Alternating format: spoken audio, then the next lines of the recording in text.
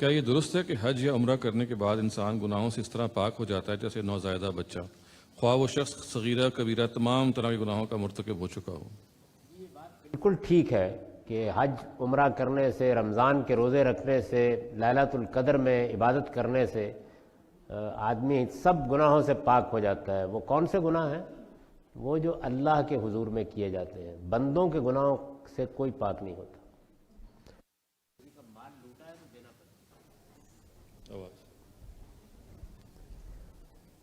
یعنی گناہوں کی دو قسمیں ہیں، ایک وہ ہیں جو اللہ کے معاملے میں گناہ کیے جاتے ہیں، نماز چھوٹ گئی، روزہ چھوٹ گیا، یہ گناہ اللہ بڑا کریم و رحیم ہے، معاف کرتا رہتا ہے، روز معاف کرتا رہتا ہے۔ صبح کے وقت اٹھ کے 2 رکعتیں پڑھیں تب بھی معاف ہو جاتے ہیں، اہتمام سے جمعہ پڑھنے جائیں تب بھی معاف ہو جاتے ہیں، حج کرنے جائیں تب بھی معاف ہو جاتے ہیں۔ لیکن بندوں کے معاملے میں جو گناہ ہے، کسی کا حق مارا ہے، کسی کی جان مال آبرو کے خلاف زبان سے ہاتھ سے زیادتی کی ہے، وہ نہیں معاف ہوتے، بالکل معاف نہیں ہوتے۔ ان کے لیے آپ کو اس بندے کو راضی کرنا پڑے گا، اس سے معافی مانگنی پڑے گی، وہ محض حج کرنے سے معاف نہیں ہوں گے۔ یعنی آپ ملک کا خزانہ لوٹ لیں، آپ ایک پلاٹ پہ قبضہ کر لیں، آپ ناجائز زمین پر مسجد بنا لیں، اس کے بعد عمرہ کرنے کے لیے چلے جائیں اور کہیں کہ معاف ہو جائے گی، کوئی سوال نہیں ہے اس بات۔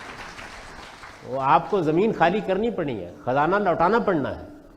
اگر آپ وہ نہیں کریں گے تو پھر رسول اللہ صلی اللہ علیہ وسلم نے فرمایا ہے کہ جب انسانوں کے حق کا معاملہ آئے گا قیامت میں تو اللہ تعالیٰ آپ کو وہ جس کا آپ نے حق مارا ہے، جس پہ خلاف آپ نے زیادتی کی، اس کے حوالے کر دیں گے اور کہیں گے کہ آپ جاؤ اس کے ساتھ جا کے معاملہ کرو۔ اور فرمایا کہ اس وقت دینے کے لیے کچھ نہیں ہوگا سوائے نیکیوں کے، اور لینے کے لیے کچھ نہیں ہوگا سوائے اس کی برائیوں کی۔ تو اس لیے اس سے اللہ کا خوف کرنا چاہیے۔ یعنی انسانوں سے متعلق کوئی گناہ نہ عمرے سے معاف ہوتا ہے، نہ حج سے معاف ہوتا ہے، یہ اللہ سے متعلق گناہ ہے۔ اللہ بڑا کریم رحیم ہے، وہ روز معاف کرتا رہتا ہے۔